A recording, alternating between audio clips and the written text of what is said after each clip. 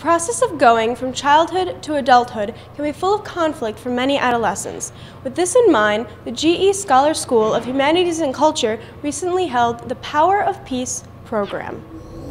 The objective is to allow them to get to a place where they are able to identify with whatever story they have. I think every individual has a personal story, and either you can use your personal story to advance your life and do better, or sometimes your personal story can be something that can hinder you. So with teenagers, we want them to embrace whatever the story is, and then enable them to use that story to be a catalyst to be successful, and to be a functioning person within the society. We found out about the Power of Peace through our research into programs that could help students deal with some of the issues that were really impacting their lives in school and outside of school. And some of those specific issues were the impact of gang violence on their lives in school and out of school, the capacity to mediate differences in a non-violent way, opportunities to learn how to talk to each other so that things could be heard and things could be communicated in an effective way. So really ways for the kids to start delivering effective feedback and developing listening skills, opportunities for them to go ahead and become leaders in the building, and finally ways to bring kids together so that they would be more empathetic with one another, to one another, as they watch each other dealing with issues that impact adolescents consistently, not only in our school but in other schools.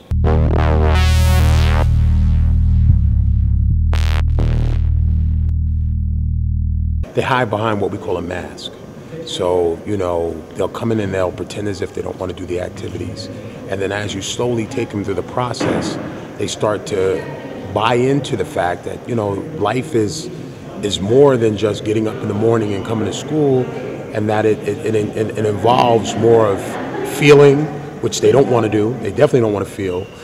It's about relationships, and that's the relationships that they create within the group, and realizing that empathy, empathizing with that person that may be sitting next to you in your classroom, can go a long way with not only helping themselves but helping another individual with being able to be a successful student in school. It's always like awkward at first, but like they really do help you here to like get used to it, and it makes it easier for you to do it. I feel like it's really helped me trying to figure out how to deal with like stress and anger in a more appropriate manner than I would normally. I think it was very good. It definitely changes perspectives on kids. The program has made me a better person than I am today. It's basically just to make peace, you know, to try to calm down your anger, try not to let it loose, and in the future, hopefully not to get into jail or get killed. If it wasn't for Mike, I think I wouldn't be, you know, the way I am today. I come from, you know, poverty. I mean, I grew up, I didn't have much, and so I wanted to really give back to any kid that may be going through the same situation. We have 2 more iterations left, so they'll be back 2 more times this year to train even more kids, and then as we move forward, we're going to have those kids become trainers and start to spread this out throughout the school. SHS offers many unique opportunities for advanced coursework, many of which offer college credit. One you may not have heard about is the new Visions program.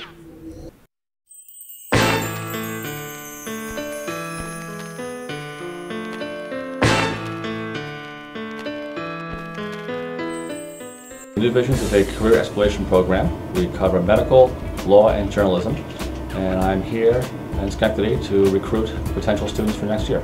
We're looking for academically motivated students, students who have an interest in a certain field, students who are looking to work during their senior year, and students who are just in general looking for a new experience. And it's good too because it really helps. Like, I was nervous because I didn't know how I was going to react around people being cut open and, you know, blood, and but you learn a lot.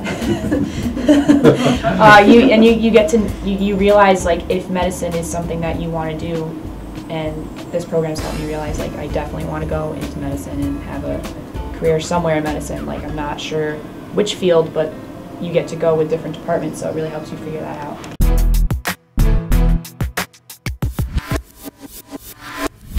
Well, I get to sleep in, which is nice, and then I head over to either the Knott Street campus or the McClellan campus, depending on what my rotation is.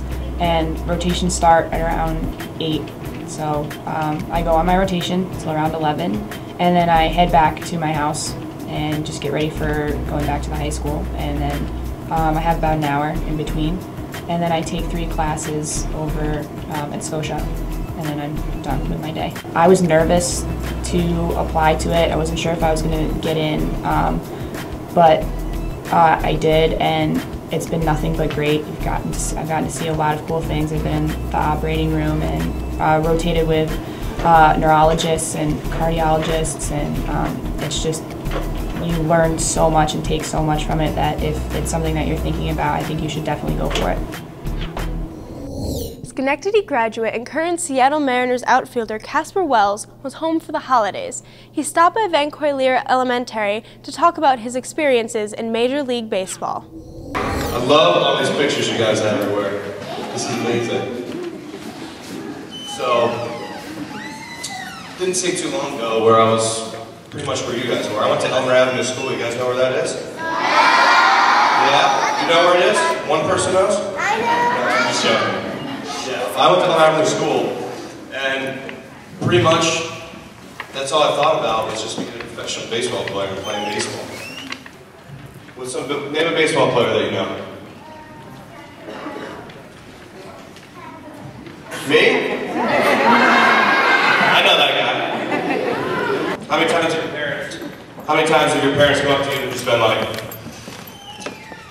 oh, we're having sushi for dinner? No? How does that make you feel? You gotta clean your room. Or you've been a bad boy, you gotta go to bed. Well, I'll tell you what, before you go to bed, this is very important, before you guys go to bed, this is the most important time, the 30 minutes before you go to bed. This is the most important time for you to think about what you want and how happy things make you. So my first game was against the Red Sox, and it was at Detroit, and it was packed, and it was on TV, and I was so nervous. My mom knew I was nervous. She was standing back there in the back of the room. She was just like, oh, honey, it'll be okay.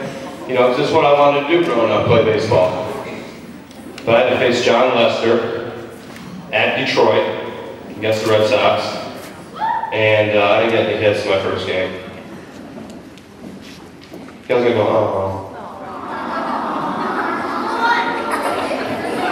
But we won the game. I threw Dustin Pedroia out of home plate from left field, threw him out, so he didn't score. All right. That wraps up our newscast. Thank you for watching Educate Us. See you next time. SHS offers many unique opportunities for advanced... Whoa. Just had it. The process of going from childhood to adulthood... I can't say adulthood. The process of going from childhood to adulthood can be full of conflict. Success Academy student.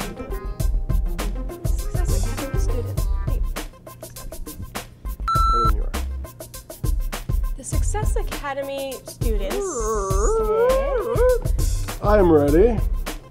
Lots of energy. In fact, the rigorous process of becoming a national board certified teacher. She is the focus of this quarter's best practices segment.